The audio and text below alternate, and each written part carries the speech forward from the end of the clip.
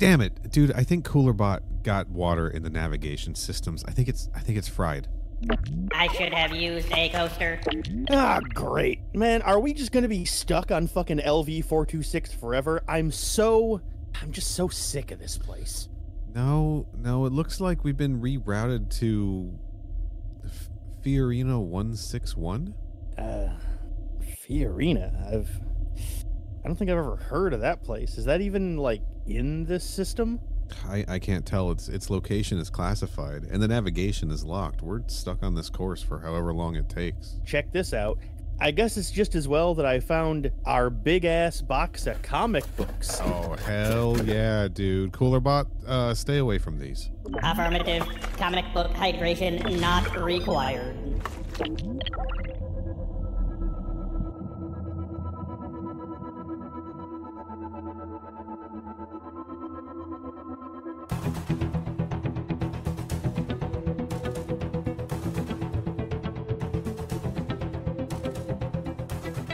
Look, we're not actors. Neither of us are actors, okay? I tried to be when I was younger, but... Did you? Do you have theater experience? I have no theater experience whatsoever. I do, actually, yes, Wait, when I was in high school. That's not true. I was definitely in, like, the nativity play as a child. I co-wrote and co-starred in a play when I was in high school. Damn. What's it called? Hamilton? No, it was not Hamilton. It was Hamilton 2, even though I wrote it before the first one came out. Wild. I don't remember what it was called. Okay.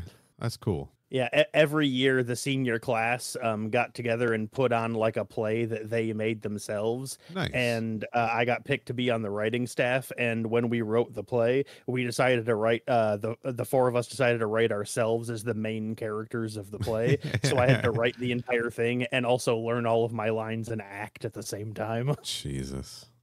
And after I was done, I was like, oh, that's why nobody ever does that. Got it. The fucking egos at your high school. The four writers also make themselves the stars and write the play based on their lives. Well, it wasn't based on our lives. Okay. Because since it was a school play, the idea was that we wrote it like about the school. Oh. And so the premise of the plot of the play, the reason we were the main characters was because the plot of the play, the entire premise was the four of us sitting around a table trying to think of what the plot of our play should be. and then every time we imagined a scene, that's the scene that would play out on the stage. Gotcha. That's kind of I like that. Okay, that's fun.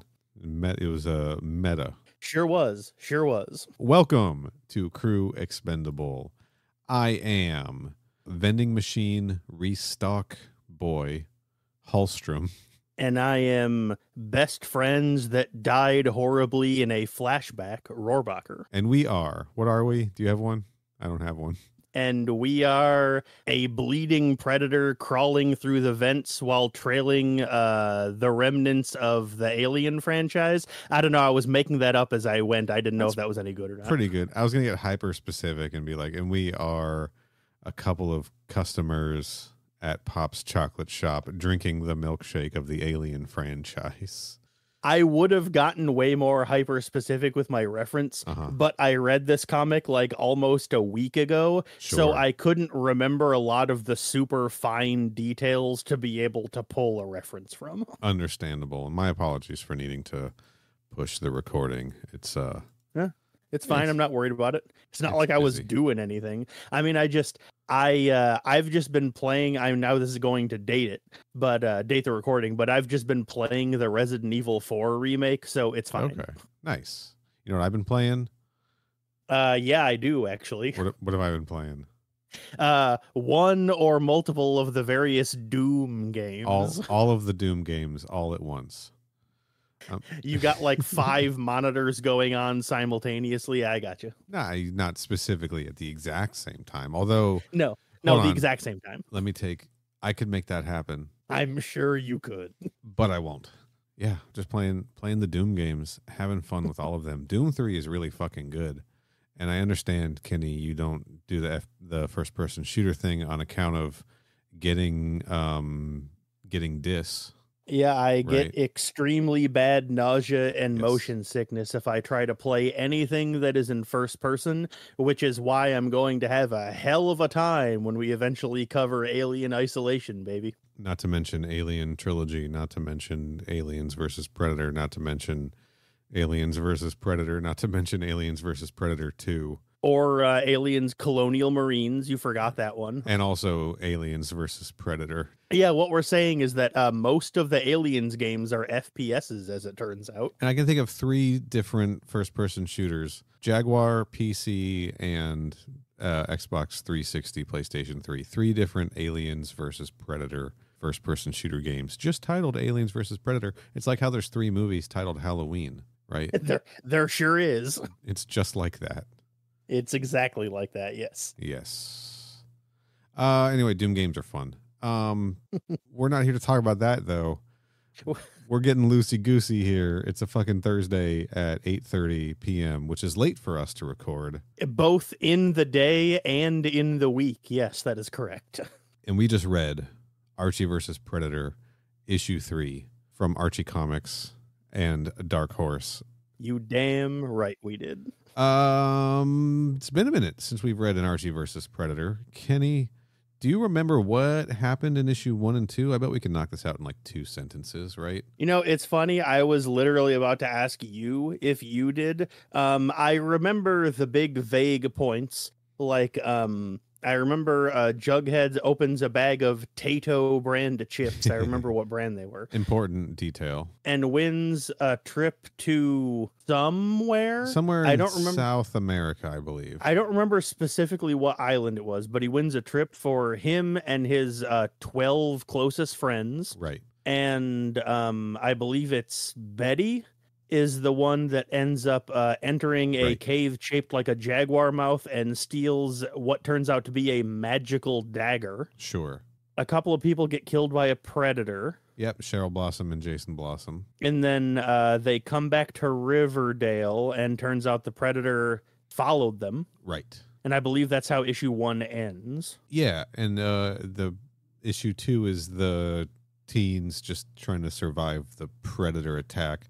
Betty and Veronica at one point go to Sabrina Spellman's house to try to like break the curse on the dagger, and the predator shows up and kills Sabrina, rips her head off. Yep, for sure. I remember that. I remember the end of that issue. There's a plan. They've decided that the predator is like targeting Veronica, I think. Mm-hmm. So they've dressed Jughead up to look like Veronica, while Kevin Keller and Chuck Dixon and I think Moose and Midge and all these Moose people. And his girlfriend, and I believe Kevin's uncle is also there, or is because he's the one that like tells them about what a predator even is. I think it's just Kevin's dad, just his because his dad's a military man. Oh yeah, that's right. I was thinking it was his uncle, because Moose was like, I got this gun from my uncle. Right. And then Kevin's dad is like, I got this gun from my uncle. Uncle Sam. Wink. And that's why I thought it was his uncle. But yes, Right, it is right, his right. dad. You're correct. So that's the plan to lure the predator out, and I believe the way that goes is everybody just gets absolutely fucking murdered by the predator. Yeah, the way it goes is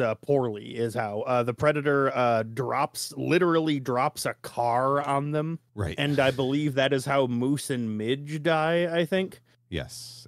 And then he uses his shoulder cannon to blow 2 people in half. I think that was Kevin and Reggie. All right. And then Chuck's leg gets blown off. Right. And then he tries to sacrifice himself with a grenade, but that doesn't kill the predator, as it turns out. We do see the predator was injured, because Jughead, the only survivor as far as he knows of this massacre, sees the green predator blood at the end of issue 2. Well, he also sees something else. He opens up Ronnie's bag that he's carrying and finds that magical dagger is inside of it. And he's like, huh? Just as the predator's coming up on him. And Sure. that's how issue 2 ends.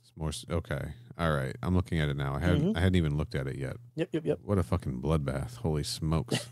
It rules, man. I love it. All right, that's Predator, Archie versus Predator issues 1 and 2. We did episodes on each of those quite a while ago, but they're back in the feed. There's probably links to them in this episode description. I've been trying to do that when we do a Yeah, series. there only won't be if we forget to put them in. But yeah, like I said, we did do a separate episode for each issue, and they're great, and everyone should go back and listen to them again. Totally.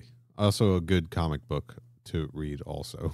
So yeah, on top of that, you should right. listen to the episodes and also read the comic as well. Yes, that's correct. And these are exclusively Predator comics. There are no Xenomorphs popping up in this. This is one of the few times we break our rule of being an alien podcast.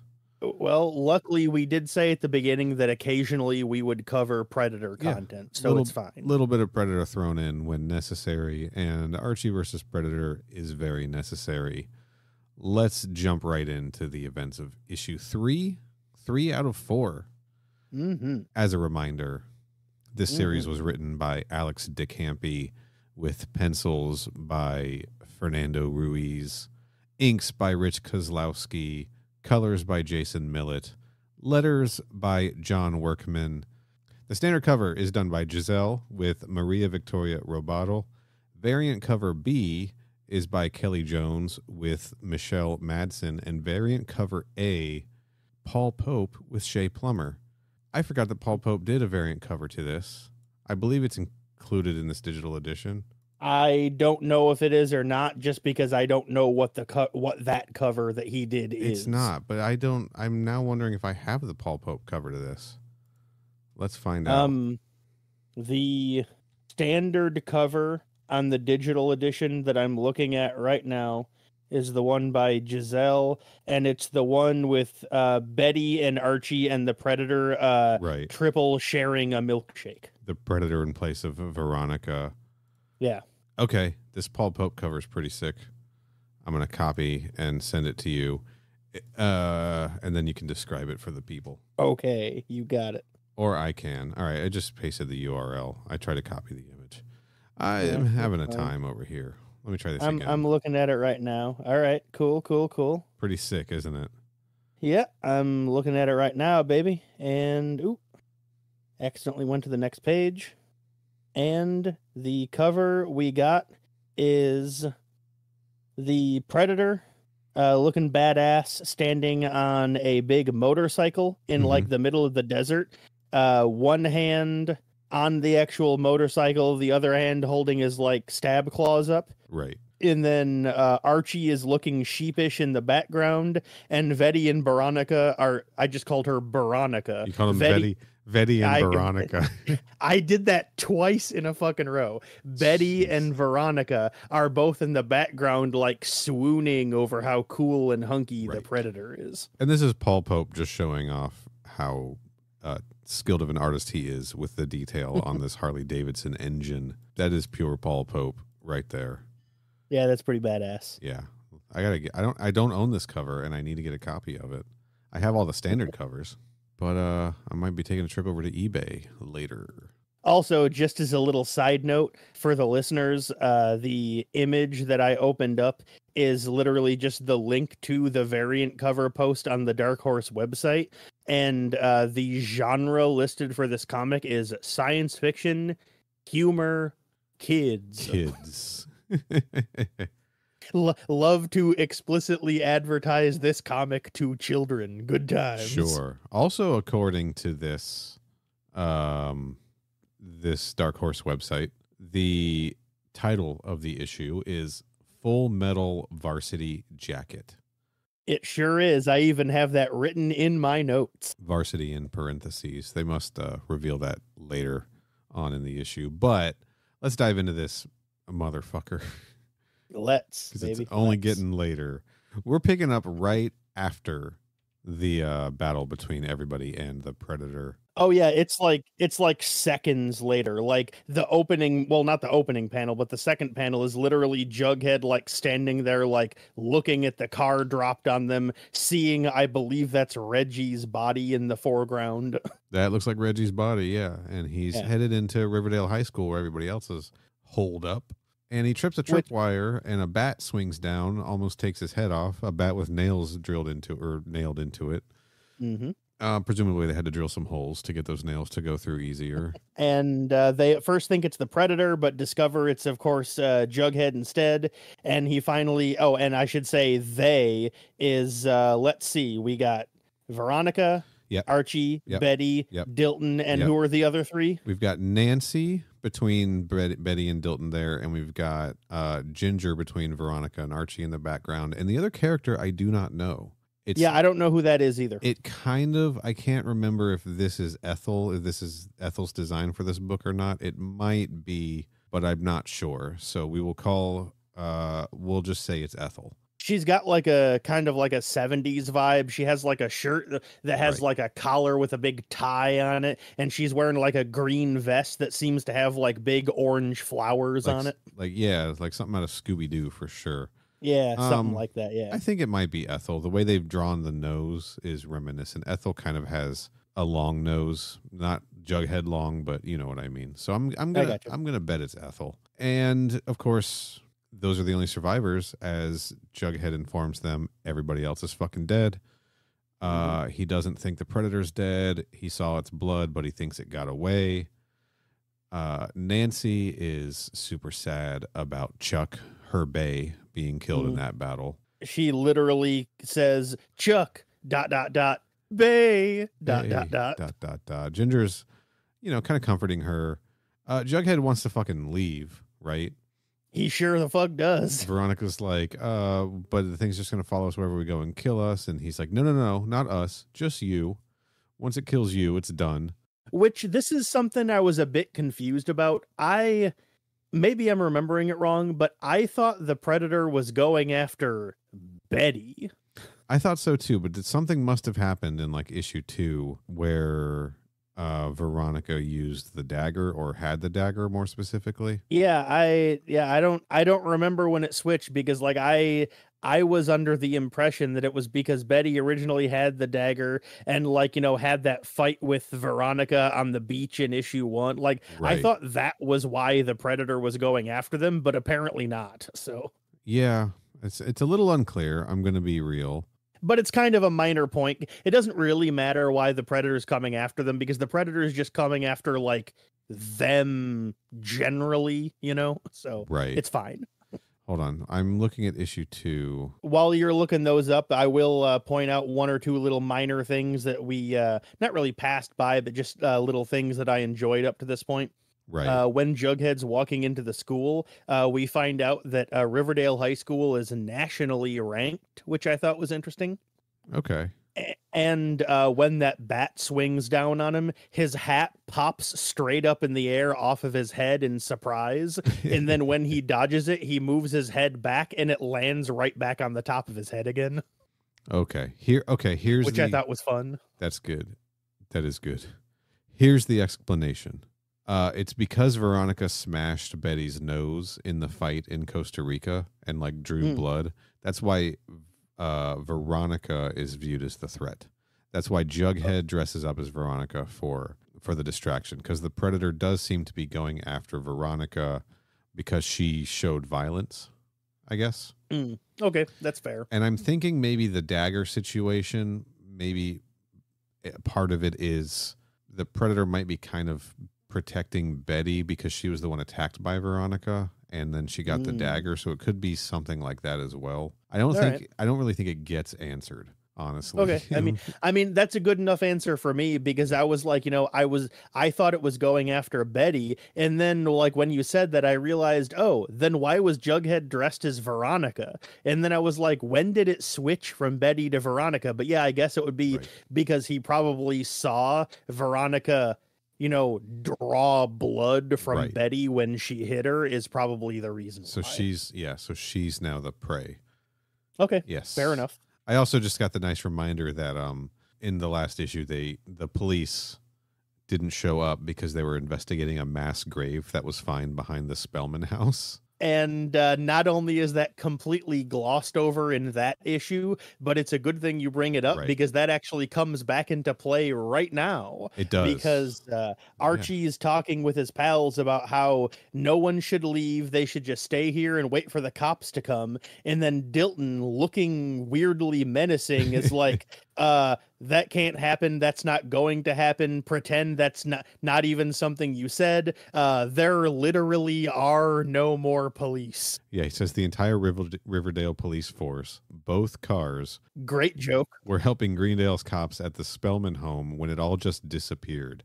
The house, the police, the mass grave, everything. The only thing remaining is goats. And as a reminder, I am goat herder Hallstrom. And this is sure crew expendable. Yeah, these goats are great. Like he's looking at either like a feed or a picture of it on his phone. Yes. And like, one of the goats is like chewing on the police tape. One of them's eating some donuts from a box. One of them is wearing a little cop hat. One of them has a police hat on. It's very funny. And I'm like 90% sure this is Ethel. And like the main cast starts freaking out about it. And right. we see like the other 3 girls that haven't been part of like the main cast kind of like whispering to themselves. But like due to the way it's like inked and written, like you can't actually see what it is. There are no like discernible letters. It's just intended to be like whisper, whisper, whisper. It kind of looks like it's written in Predator language. It kind of does. Yeah, you're correct. But I don't think that's the intent, And it's Ginger, Nancy, and presumably Ethel. And they're like, actually, we're going to get the fuck out of here. Nancy says, I have watched over 300 horror movies, and teenagers of color never make it to the end. Oh, yeah. And then because of that, they decide to split. Right. And the 3 of them just bail, and we don't see them again for the rest of the comic. Nope, they're gone. And I would like to point out that in my notes during this scene, I have written the other 3 teens who I know Neal can name for me, bail, comma, and then I go on with the rest of my notes. Sure. I'm pretty sure it's Ethel. I think we got them all. But yeah, Ginger's like, we're getting out of here. We're going to go 100 miles south to the beach house, Hasta la Vista, baby, which is a nice Arnold Schwarzenegger reference, who of course was also in Predator. That's fun. And while the group is, mourning everything that's happened, Dilton, who's still looking kind of menacing and just like standing in the shadow, so you can only see his glasses like he's some kind of anime antagonist. He just keeps on insisting over and over again that they all need to come with him to the AV club room. Right. Yeah. And they're meanwhile, like Archie, Jughead, Betty, Veronica are all like hugging each other and comforting each other. And like it's really like laying on how thick the four of theirs friendships are. And Dilton is sort of painted as this outsider, which is important. It sure is. Jughead's like talk about his blood sugar being low. We see as they're walking through these hallways, they keep talking about how dark it is, and they can't turn the lights on because they're on a timer.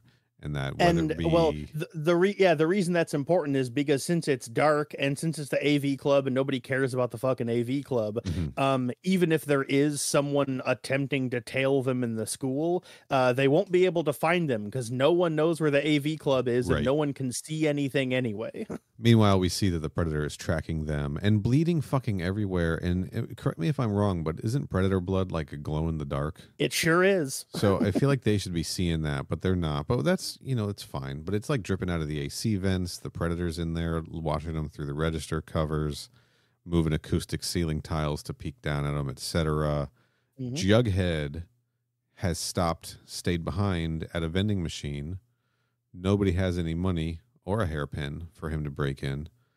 But the rest of them have just kind of gone on walking as he sort of stares longingly in this snack machine. No one has quite noticed he's stopped, and so they just keep on walking down the hall.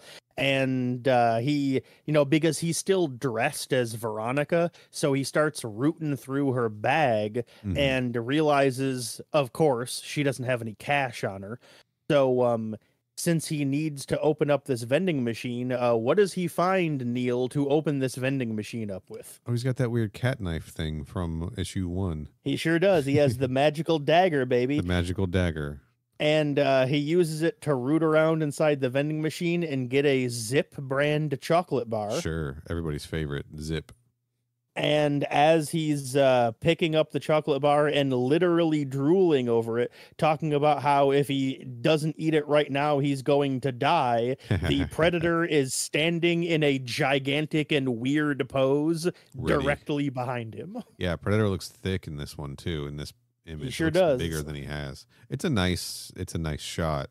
It's great. Archie realizes that Jughead isn't with them. They appear to be, at least at the electrical panel, if not quite at the AV room yet. Yeah, they're in the utility closet. Yeah. Dilton is working on getting the power on. Archie runs back to find Jughead and slips on the man's blood. Finding Jughead's... Jughead has been sub-zeroed, as we'll call it. He sure has. His head and spine have been ripped out, which is Sub-Zero's fatality in Mortal Kombat 1 for all the nerds out there.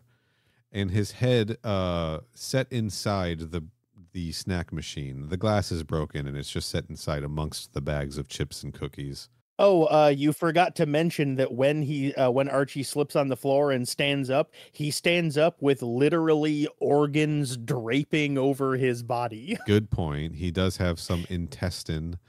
There's a pile in front of him as well. And Jughead's bloody crown sitting on the floor. Jughead bit it. And this is the death that hit me the hardest because I love Jughead. Always have, always will. He's, as you said in a previous AVP episode, he's a hungry lad. He is a hungry lad, yes. Boy, oh boy. And Betty and Ronnie heard Archie shouting, and they come in to be like, what the heck? And then find out what's going on. And they also freak the hell out. Yeah. This is kind of like Archie's having his like hero speech. He's like, you stupid monster. My friends aren't warriors. They're just kids. Jughead is the gentlest spirit you'll ever meet. Dilton chimes in, or perhaps thinks, unless you're a hamburger, which is very true because Jughead is a voracious lad when it comes to burgers.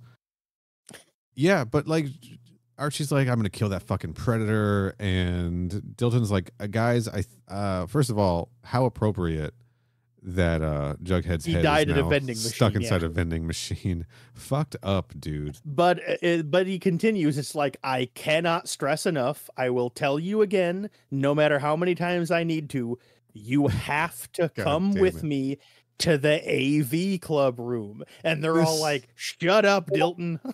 This runner too with Betty in the background is so fucking funny. It is extremely weird. It is a very bizarre gag. Because obviously, blood and organs everywhere. Jughead's blood and organs everywhere. Mm-hmm. And she's like, this is worse than the time Grandma ran over the Yorkie with the lawnmower.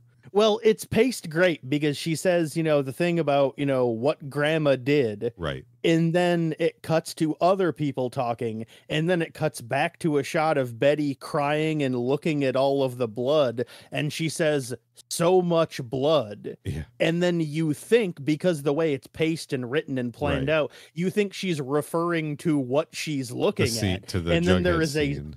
And then there is a separate speech bubble that says, for such a little dog, and you go, okay, yeah. And then and then and then we start to move on. It's time to head to the AV room, right? Yep. And on the way there, Dilton starts giving out some real fucking incel vibes, baby. Dilton starts off with like, oh, this whole school, all everyone cares about is dating. And he's like, but I'm a good guy. I'm a real gentleman. He's essentially calling everybody else Chads, right? Like he's ready. That is correct. Yes. But he also says, heck, I'm already a millionaire from my App Store earnings, which is a kind of an interesting thought. Because I mean, Dilton is, presented as a genius. And I love the idea that dude's like in the Archie universe, he's responsible for Flappy Bird or some shit, Yeah, but like this entire time, like I said, it tracks. It absolutely does. But, like I said, he's going on about how, like, he never gets any girls. He's always alone. He can't find anyone to date. He's giving this monologue while Archie is kissing both girls at the same time. Yeah, as they also exchange dirty looks with each other. And while he's giving this speech, we see predator blood pouring out from the drop ceilings behind them, because I guess we forgot to mention earlier on, after he kills Jughead, we see in the background of one panel the Predator climbing up into the ceiling. Do we see him climbing this? We did. It was an earlier panel. Let me find it. I did definitely see it. I wanted to make a note of it. I think that was earlier when it was tracking them, when it was tracking Jughead. Oh, so it was that was before Jughead died. Okay, yes. Yeah. So I was getting my panels mixed up. Sorry. It's all good. Anyway, in this exchange, Dilton's like, I wish I could be somebody else, even for just a little while. And Archie goes, are you talking about your body swapping machine again?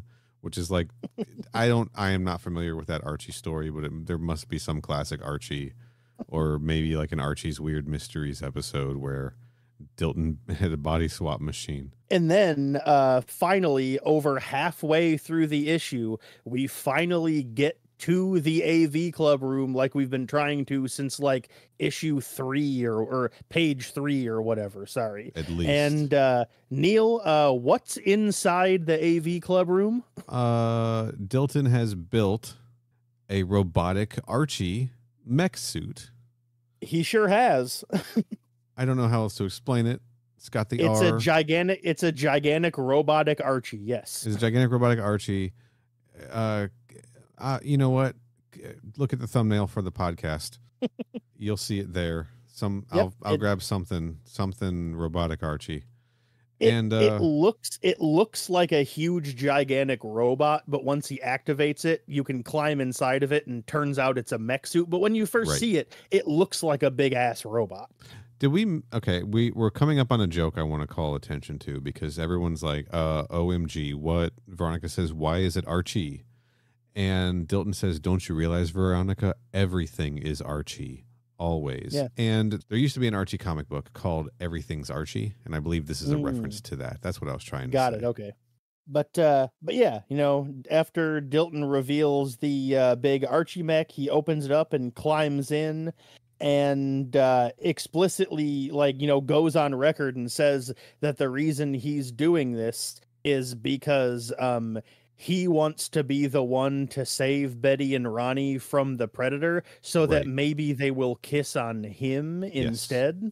Also, before we go any further, I just remembered a joke that we passed over when they were heading to the AV room, and he's complaining. Dilton is complaining about how he's not allowed to mess with the school's power grid anymore, and they're all so confused. Or he's quoting the Principal Weatherby as saying, it's audio-visual, Dilton, not audio-visual power, although AVP is a pretty cool acronym, right? Obviously a reference to Archie versus Predator, which in itself is a reference to Aliens versus Predator. I actually have the punchline of AVP is a pretty cool acronym. I quoted that in my notes, and then after that wrote fucking batting 1,000, baby. Yeah, man. Dilton wants to be the hero, right? Mm-hmm. One little problem with that, though, right? There sure is one. And that problem is he climbs in, turns that robot on, and then turns out it's not programmed correctly, because the weapons just start targeting people and firing off at random. Right. Yeah, he's trying to get Archie to open a panel, the lower hatch, on his lower back, the lower back of the robot Archie, right? And before he's able to do that, because he's like, we got to recalibrate, there's a wire came loose or something. But before he can do that, the Predator crashes through the window or the skylight. Who knows? Some kind of, we see broken glass. That's all that really matters. And the reason he did that is because while the Archie bot is flailing, it has like a Samus or a Mega Man style arm cannon replacement arm, and at one point it points that gun arm directly at Betty and Ronnie, and immediately after that happens, that's when the Predator shows up and attacks. And they get into a fight for a while. It's apparently the robot has a good enough armor that the Predator's shoulder cannon just kind of bounces off of it. And then Archie joins the fray by picking up a huge wrench and then just wanging the Predator right on the back of the head with it. Well, I think he actually goes for the shoulder cannon. Oh, he manages to does. You're right. break You're the right. shoulder Yes, cannon. I didn't notice that. He doesn't hit it. He knocks the shoulder cannon off of it. Yes. Yeah, I didn't even notice that. Good cut, or yeah, good call. Good notice. At that moment, the Predator then grabs him by the neck, and he's holding regular Archie up against the body of robot Archie, closing in on him with the claws when we see from robot Archie's mouth, kill switch engaged. This, you know what? We're dealing with a robot here, right? Like, it is a robot suit, but obviously it's got a mind of its own. Maybe we should check in with Coolerbot to see how Coolerbot feels about this robot representation in Archie versus Predator. What do you think? Do you like robot Archie, Coolerbot? H2, no. Oh man, what do you think about the Predator? Are you a Predator fan, Coolerbot? Yes, 2-0. Okay, what do you think of regular Archie? I'm just kidding. We're good. But anyway, the reason why it's a big deal that the Archiebot kill switch has been engaged is because its targeting system suddenly decides to register literally everyone in the room as a threat. Yes, so it's saying kill Predator, kill everyone. And it holds out its arm cannon and points them towards the gals and starts marching across the room, like menacingly pointing it at them. And the Predator gets extremely upset at this and lunges at the Archiebot to try to stop it. Again, I feel like it's trying to protect Betty, but also it's probably trying to protect its own prey, right? Like, it's like, that's my kill, not yours. It sure does seem like that. It's doing the Predator emoji talk where it's like straight, like annoyed face, skull. It's neutral face. Yeah, neutral face, skull, party popper is what it says out loud. Yeah, as it dives for robot Archie. Meanwhile, Dilton's inside this thing saying, I can't stop it, it won't turn off, etc. The Predator diving at Archiebot causes Archiebot to turn around and launch its fist in response. Yeah, apparently it can use its fist as a projectile, so that's cool. Sure, it's got one cannon arm and one fist arm, where the fist is also a cannon. That's a good point. I didn't think about it that way. A little bit over designed there, Dilton, maybe. And while the Pred is dodging this attack, he ends up slicing into Archie's shoulder with his hand blade. Yeah, man. And Betty freaks the fuck out. Yes. But she like snaps into place. She's like, we're going to stop the blood. Her and Veronica are both crying. Dilton manages to launch the net, or at least the robotic Archie manages to launch a net to capture the Predator. Then it turns with a giant missile on its cannon arm to kill Betty and presumably Veronica and Archie, who are all there with her. Dilton is like, Betty, you are the nicest, prettiest girl I have ever known, and I am so sorry that my invention is trying to kill you. Good line. Good line. She's like, you can beat it. I know you can, Dilton. I know you can do it. And while she's giving that little monologue and the two of them are having a back and forth, we cut back to the Pred, who is cutting his way out of the net by pulling out the Jaguar dagger that he apparently stole from Jughead's corpse earlier. I believe it's the Jughead dagger. You've got me there. Yeah. But Dilton helps the Archiebot overcome its programming, and it switches to cuddle mode. Betty hugs it. She's so proud of him. Dilton says, does this mean I'm the hero? She's like, you stopped the Predator. You saved us all. He starts to take the helmet off as Veronica notices the cut net, right? Yep. Betty picks up the phone to call 911 to talk to whoever deals with aliens.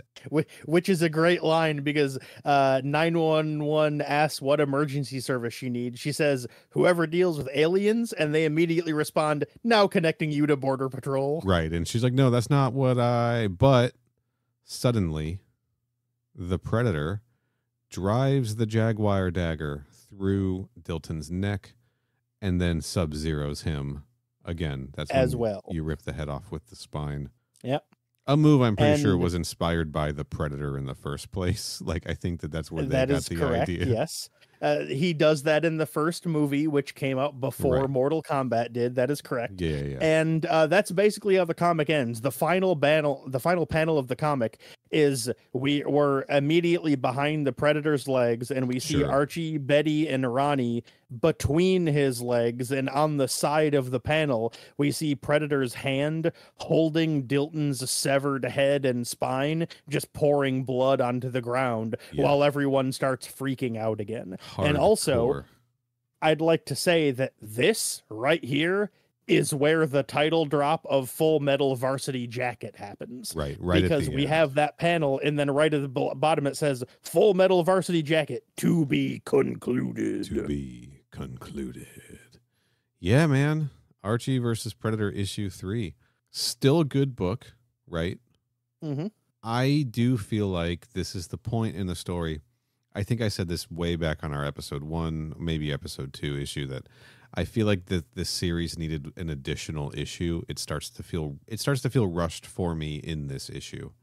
Like where we spent a lot of time walking to the AV room, and yes, some stuff happened, but not a whole lot was happening. And then in the following issue, there's just going to be a whole lot of stuff happening way too quickly in issue 4, from what I remember. I feel like they needed to kind of split the story a little more, maybe between issues 3 and 4, or add a 5th issue. We'll see when we get to, the finale, right? This issue felt kind of weird to me, because this is the one where, like, I don't want to say it felt like the plot kicked into gear, but like this is the issue where it felt like a lot more plot driven than the other two did. Like stuff happens a lot faster. This issue has a lot less like background gags and things like that in it. Right. It felt like by this point in like the script writing process, they had kind of really like fallen into the groove, and they're just like, all right, we're just going to get this story rolling and just keep it going and going. Yeah. That's kind of what it felt like. This one felt more like a straight Predator style story than explicitly Predator and Archie crashing into each other like the last two did. I mean, with the exception of the idea that Dilton built a robot, we're out of Archie territory, and we are very mumuch more in Predator territory for sure, which maybe that was the intent. Maybe they were like, yeah, we're going to start. Maybe it was. So I think if that was, it is successful. Still a super fun comic book, obviously. R.I.P. Jughead. That's a big deal. I should say I will agree with you. It is very fun. It is very good. I liked it a lot. I don't think, because I loved issue 1 and I liked issue 2 even more. Yeah. I don't think I like this one more than issue 2. Right. I don't think it keeps going up to me, but this is a very fun comic that I really enjoyed. I had a good time reading it. The handful of gags, which like I said, there are less in this one than were in the previous two, but the gags that were there were generally pretty good. I thought all of the art was great. Right. I think the big thing is so last issue 2, right? We've got the whole Sabrina part and just the whole idea of that, right? Of the action, Sabrina and her family being an actual witch, right? A mass grave being found in their yard, an investigation, all of that kind of stuff. That's when it started. And just like the response to all of that, like the shock from everyone, it started to pull everybody out of like the Archie personalities, right? Yeah, all right. Yeah, it felt more real versus what you get in an Archie comic, which is just like silly nonsense, right? In a traditional, I'm speaking a traditional classic Archie, not like Riverdale or the Mark Waid reboot or any of that kind of stuff, like old school. What this book is riffing on. You move into this one, and the darkness is like setting through. Like first, you've got the 3 characters who are like, "Fuck this, we're out of here," which is very un-Archie, right? Because it's typically all like, "Yeah, we can do anything together," and they're very much like, we're not going to stand around and die. Enough people have died already." Then you get Betty telling this story about her grandmother running over a Yorkie with a lawnmower. And you're like, oh, okay. So like this ain't standard Riverdale. This is like shit is getting darker and darker as this goes. It's an interesting transition. It is funny that they're still playing true to the Archie tropes Yeah. But like just sewing in this other stuff, I dig it. But yeah, it didn't hit as hard as issue 1 and 2 did. And I think part of it is because this is extremely, like, weirdly for a comic book, it's kind of like a bottle episode, right? Because like Jughead's walking through the ruins in the first like 2 or 3 panels, and then he enters the school, and then just the rest of the story. Literally the entire issue after that is just in the school, and then like the other 3 girls leave like less than halfway through the comic, and then after that it's like the core 3 or 4 or 5. Sorry, I forgot about Dilton. Right, the core like 5. The core 4. It's literally and just. Well, yeah, but it's literally just them for like the entire rest of the comic. It's like they don't really go anywhere. It doesn't involve a lot of other people. It's mostly just plot based and them being tracked by a predator. It doesn't feel like a combination of Predator and Archie like the last 2 did. Right. It feels like Predator that has Archie characters in it, which isn't quite the same thing, you know? And again, it feels to me like part 3 of 5, not so much part 3 of 4. I will agree to that, yes. Because like that, I don't know, the Dilton. I mean, victory like as someone who, to remind the listeners, I haven't read this before, so I have not read issue 4 of this series, and I don't know how it ends. And so even like not even knowing how this wraps up, I already, like, only having read up to now, I am still right now like, yeah, this is starting to feel a little rushed. Yeah, it's I'm starting to understand why you think it needs an issue 5, even though I haven't even read issue 4 yet. Right. I remember when I first read it, I do remember the feeling, like, this is something I felt since the start. I was like, they got a lot to do in issue 4, and I don't know that they're going to do it. Like... Anyway, we'll see. We'll see when we do that. When we do that episode, probably in a couple of weeks here, maybe sooner. It depends on what scheduling requires. You know, as we've said before, an Archie versus Predator is always on the table. Sure is. We do have one more thing to cover from this comic book, though. We do. We've gotten some other interesting Archie Dark Horse crossovers in the form of one-page comics in the backs of these issues, right? I think the first one was an Little Archie meets Little Hellboy. Was that correct? That was issue 2. Issue 1 was the infamous Sabrina meets Hellboy. Sabrina meets Hellboy, right. And then Little Archie meets the Mask was issue 2. There it is. Yeah, right. And we had a conversation that there was a Little Hellboy at one point, right? There was a Little Hellboy and a Lil Mask, and it was Lil the Mask that Archie met up with. Right. This time, Jughead meets Mind Management. He sure does. Written by Alex DeCampi, art by Matt Kind. It's one of those names that I want to say all the letters in, even though I shouldn't. Matt Kint. It's probably Kint, yeah. Who is the writer and artist of Mind Management, and that is Mind MGMT. Sure is. So the story is called S is for Sleeper. Do you know anything about Mind Management? Have you read this at all? The one thing I know about it is the info about it that I gleaned from this comic. Okay. Literally the only... I've never read a single issue. I could not tell you even the first thing that it was about until I read this one-page comic. Sure. I knew absolutely nothing about this going in. It's a name of a series I have heard, but that is literally it. Yep. So this story is Jughead riding in a Corvette with his Uncle Henry, who's taking him to lunch. I think you mean Forsyth. Get it right. Sorry. Me and him are buddy. Forsyth P. Jones the third is riding riding with his uncle in a car, and his uncle's like, I'm taking you to lunch, but first I'm going to show you something. And they pull over, and they're just like standing on the edge of a cliff, and this Uncle Henry character. That's something he wanted to show him was a rock that looks like a hamburger at the very top of a huge fucking cliff. He says, look, so Forsyth, is that a hamburger? And Jughead's like, what is it? And then he says, MacGuffin Rock, as he kicks Jughead off the cliff. He sure does. He kicks Jughead right the hell off the cliff. And then he looks down and goes, huh.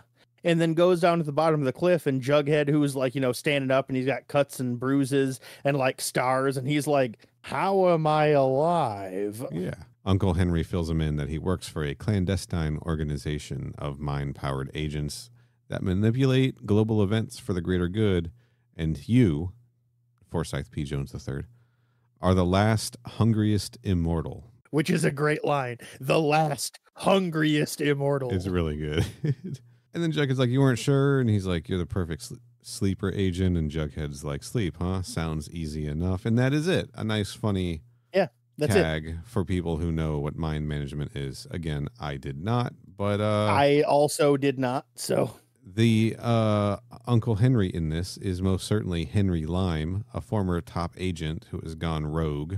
Is he like the main character of the comic? I believe the main character is a character named Meru, who was a true crime writer searching for the truth behind a mysterious airline flight and discovered a secret government agency of super spies, espionage, and psychic abilities.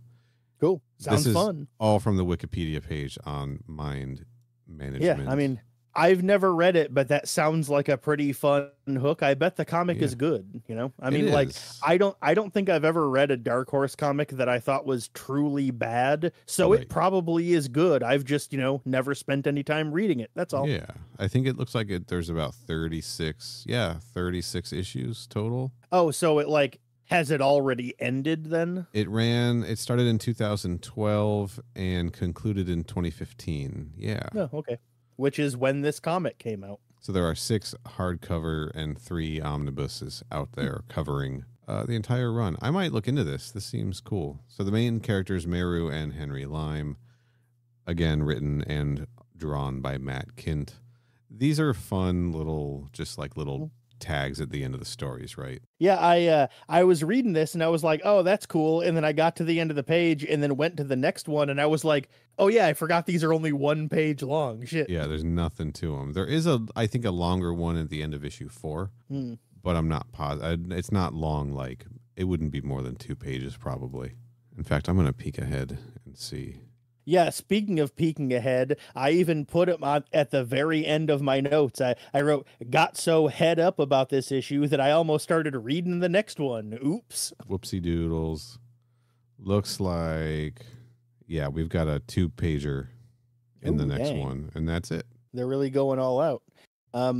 The last thing that I wanted to mention is how, since we did this for the Icarus episodes, I figured I would do it for this one too. They have a page in this comic that shows you like the cover of issue 4 of AVP. Mm-hmm. And I gotta say, this cover has a lot more skin on it than I was expecting for an Archie comic. It sure does. It is Veronica just in her underwear and a pair of boots with 2 knives, or a knife and a sword, and Betty in jean shorts and no shirt, or sports bra or something, holding a torch and a dagger, barefoot, and they are like in the woods as if they are hunting down the silhouette of the predator in the background. You can see his eyes, and the text says, "Frenemies no more," which is a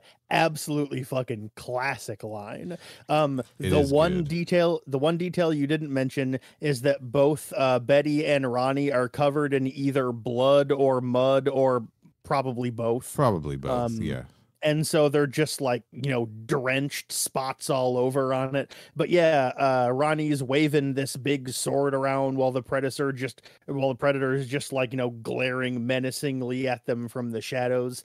And yeah, it's just for, I don't want to say no reason, because there might be a storyline related reason, but just looking at the panel itself, there seems to be no issue or no reason depicted in this picture as to why Ronnie doesn't really have any clothes on. Yeah, I do know that I do remember this.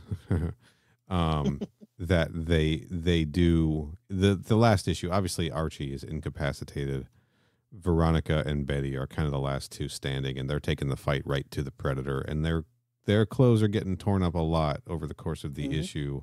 Yeah, because if listeners or people that remember having listened to issue 2 of this little mini series would recall that last time we saw them, as far as their clothes were concerned, Ronnie took one of Sabrina's dresses out of her closet after she got unceremoniously murdered, and has been just wearing this like flowy white dress for the entirety of the issue. Right. Yeah. So she just took her clothes off in that issue, and now their clothes are going to get shredded in this one. And as a reminder, the genre for this book, according to Dark Horse Comics, is humor, science fiction, kids.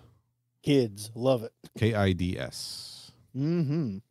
So, Kenny, I think we're good. I think we've talked Archie versus Predator issue 3. Yep. I'm going through my notes to see if I had anything else that I wanted to say. I want to stress again how much I love the line, the entire Riverdale police force, parenthetical, both cars. I thought that was really funny. I liked that a lot. The ran over the Yorkie with a lawnmower is just such an insanely weird gag that it makes me laugh. Yes. Dilton became an incel for no reason. I don't think I really had anything else. Oh, I did write in my notes, Full Metal Varsity Jacket, extremely stupid, great job, comic. Good stuff. I don't think I had anything else. I'm pretty sure I hit everything I wanted to say. So I think I'm good. I think I'm good too. So I think it's time for us to start getting out of here.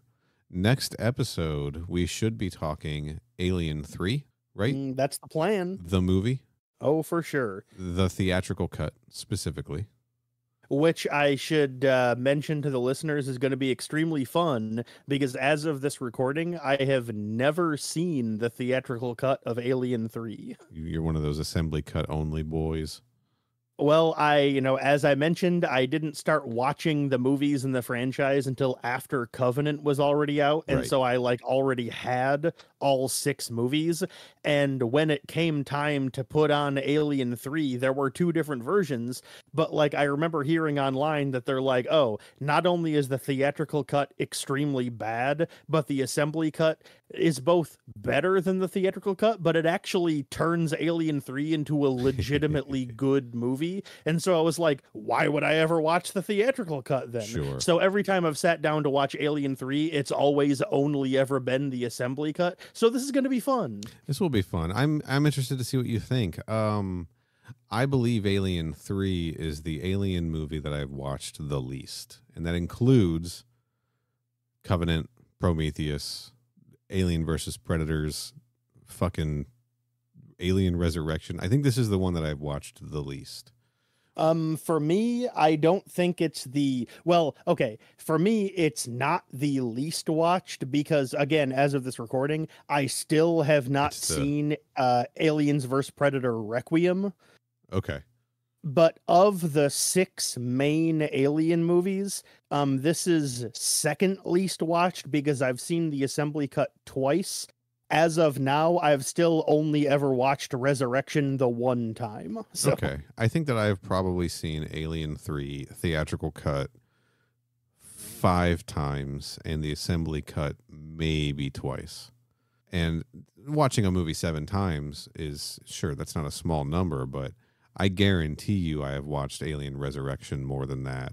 I've certainly watched Alien and Aliens a lot more than that. I've definitely watched the rest of the movies probably at least 10 times each, and a lot more for several of them. So to the point where I am just not really familiar with the events of Alien 3. So this is going to be exciting in a lot of ways. Yeah, I'm excited to see the to my eyes, revised versions of Alien 3, because part of how they made the assembly cut is that they not only did they re-edit the entire movie, but they also literally changed sections of the movie to other different events. Right. So this isn't just a recut of the movie. This is literally a different version of the movie than the one I'm used to. So yeah, it'll be fun. Kind of like the Halloween 6 producer's cut situation here.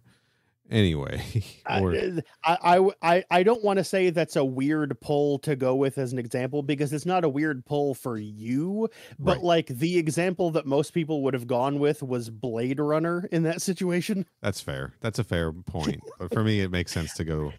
I mean, like I said, Halloween Halloween 6 is the number one Producer's pull cut. for you, but Right. that's not like what the standard go to for that example would be. Yes. Yeah, I hear you. Fair enough. Anyway, that should be coming up next episode. We should have a guest, and I would probably count on that one being a 2-parter, but we'll see when it actually comes out.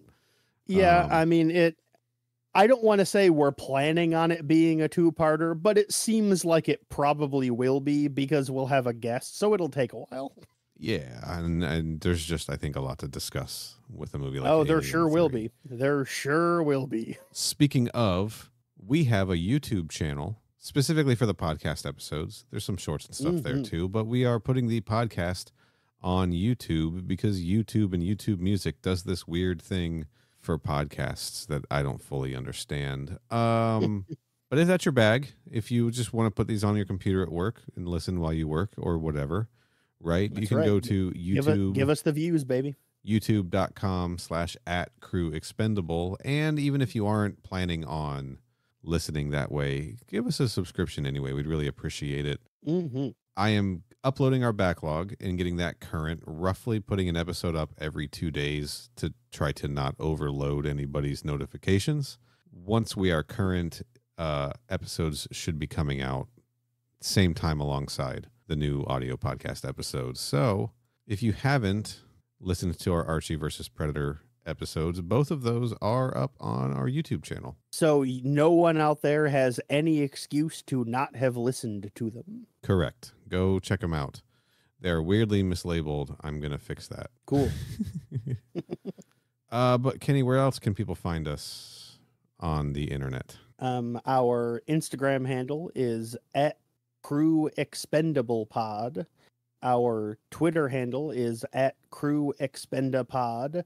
Our website is crewexpendable.net, and you can send us an email. That email address is mother@crewexpendable.net.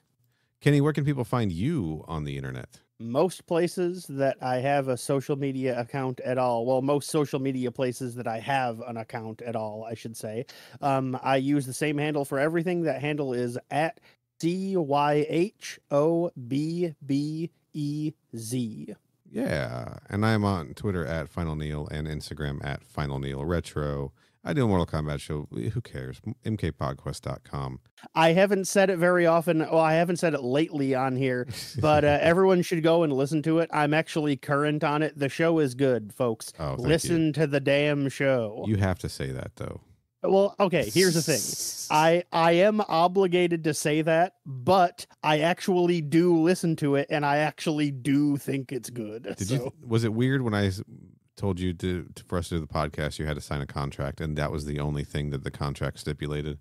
Okay, look, I didn't really think it was that weird at the time, but in retrospect, I probably would have had a lawyer go over it. Yes. Little weird, and a waste of, just a waste of everybody's time.